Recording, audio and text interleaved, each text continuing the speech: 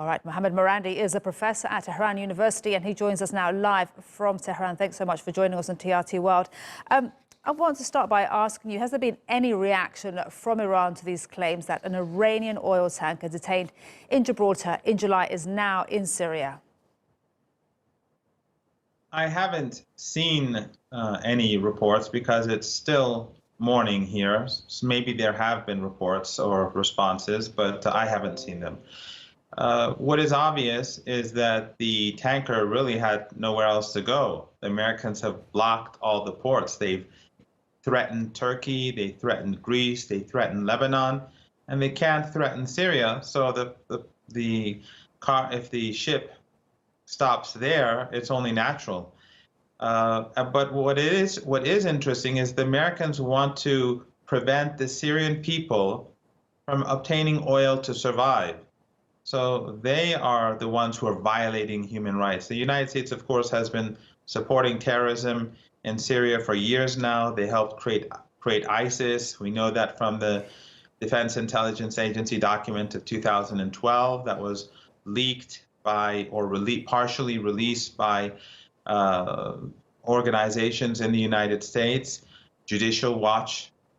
We also know that the United States, as we speak, is trying to make ordinary Syrians suffer as much as possible. Okay. So preventing them from obtaining oil is a violation of human rights. They prevent the ship from entering any other port. So the expectations of the likes of Bolton are pretty ridiculous. Okay, I just want to get back to this main point because this tanker has been at the center of a dispute between the US, the UK and Iran for many weeks now.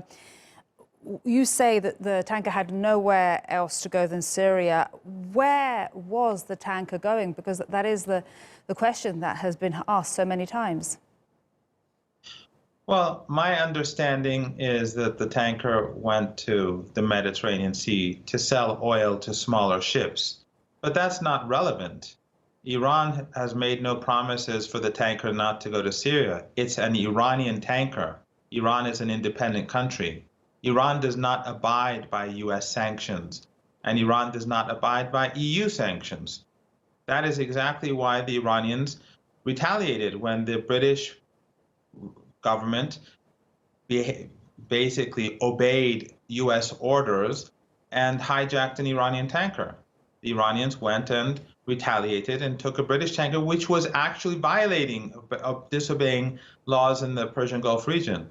So Iran is not some second-degree country or second-rate country which abides by the European and North American demands and the white master.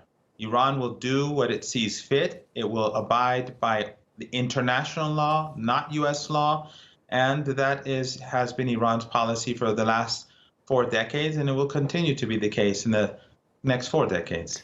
Mohammed Marandi, great to have the perspective from Tehran. As always, thanks so much for speaking to us on TRT World. Thank you.